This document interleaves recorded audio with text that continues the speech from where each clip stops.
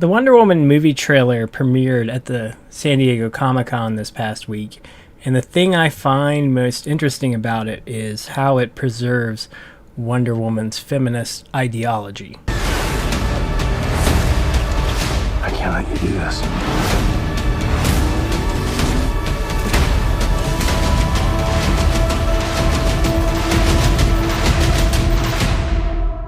What I do is not up to you. Wonder Woman was created drawing on the influence of a very specific kind of feminism, that being the suffragist movement.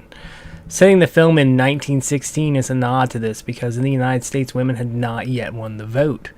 Wonder Woman's origin story is drawn from early 20th century feminist utopian literature, most of which is forgotten and unread now. The original artist of her comic was H.G. Peter, who had previously been a political cartoonist who drew cartoons supporting the suffragist cause. Because of this, Wonder Woman contains some elements that might seem problematic today. There's already some controversy about this. It's Etta Candy. I'm Steve Trevor's secretary. What is a secretary? I go where he tells me to go and I do what he tells me to do. Oh, well, where I'm from, that's called slavery. There was a similar controversy about the film Suffragette. While I understand the offense, the historical context is that many of the women who were involved with the fight to abolish slavery took up women's rights immediately afterwards. This is why a few generations later you can still see the language of the fight for abolition being spoken by feminists. If the film was set in the modern day, it probably wouldn't be in there, but the inclusion of the line seems to be a nod to the history of women's struggles, albeit a problematic one. When Wonder Woman made her first comic book appearance at the end of 1941, it was during a time that women were taking over traditionally male roles at home in order to help the war effort. This and the popularity of Captain America is the reason Wonder Woman adopted a patriotic color scheme. She was immediately popular, rivaling the popularity of Superman and Batman, which is why after 6 Superman films and 8 Batman films, they let her make a brief and useless appearance in a film starring them both, while begrudgingly letting her have her own movie. This is typical of how superheroines have been treated in the past, either having to have a direct connection to a male hero, or appear in his movie before being allowed to have her own. That's why a Black Widow movie would not have been the revolutionary breakthrough some people seem to think. Wonder Woman was also treated this way in the comics.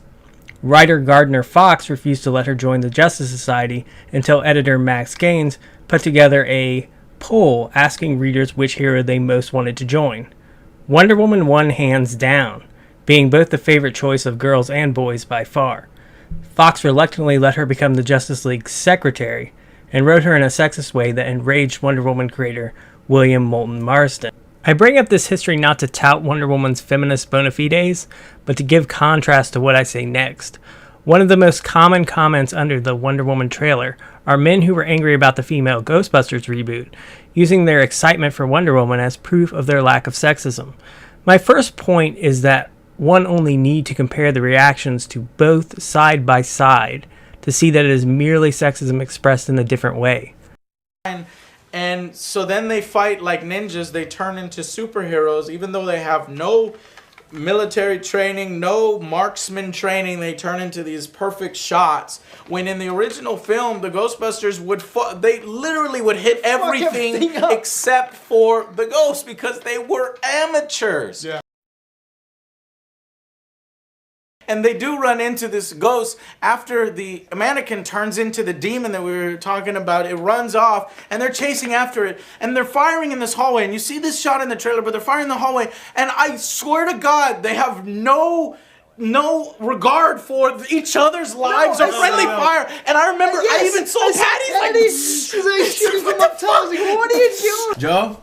I am very impressed. Yeah? Yeah, the fucking action sequence was pretty badass. Yeah. Especially when she's going up against a Gatling gun. Alright, so let's go through the trailer now. So we've Obviously saved him. Yeah, saved him. So the first thing I noticed here, and what everybody's going to talk about, is her build. The difference between Wonder Woman and the female Ghostbusters is that she was designed to be enticing to men from the get-go.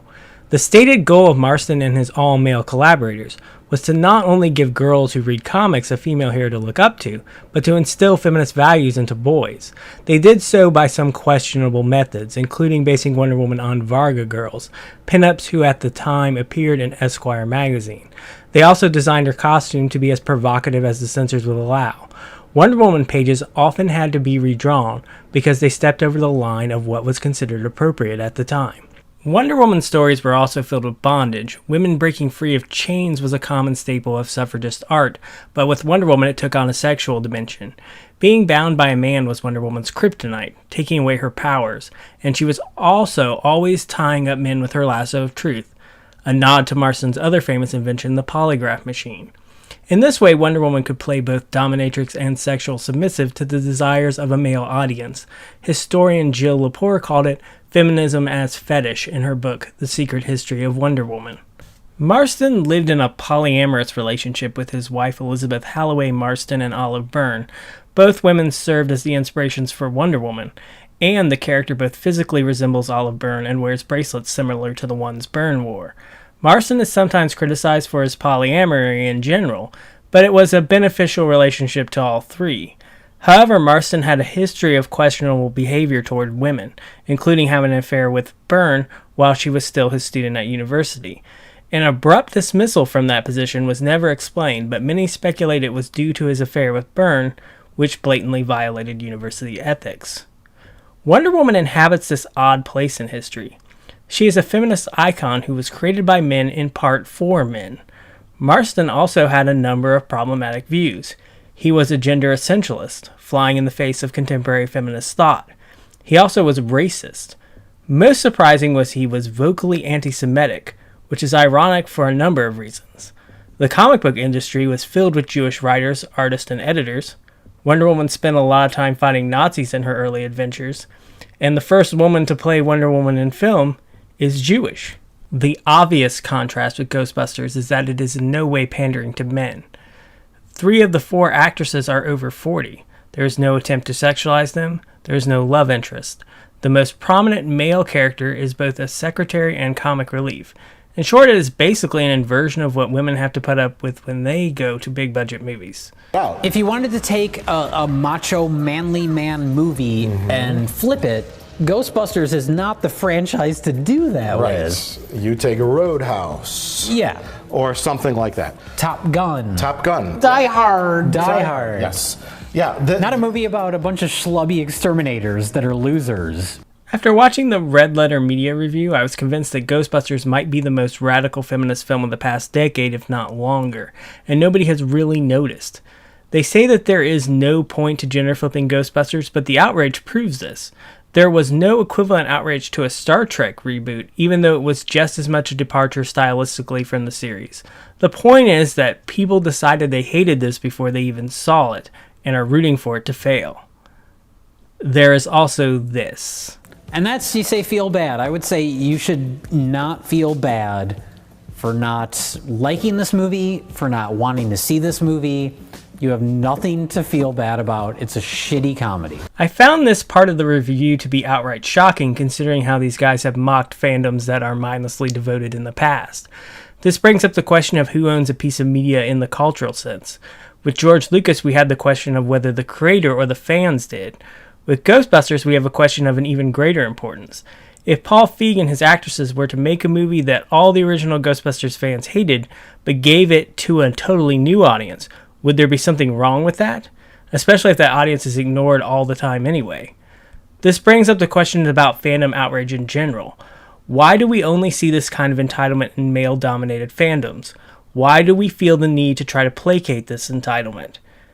Check out this post about a Rocketeer sequel with a black female lead. Without the Rocketeer, or Ghostbusters as a celebration of white male fantasy, what are white men to do? At least they'll still have Wonder Woman.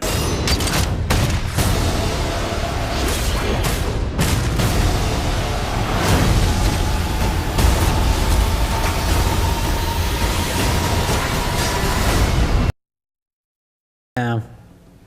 They picked Pringles because it's the most feminine product because it very The shape? the shape of it simulates a maxi pad.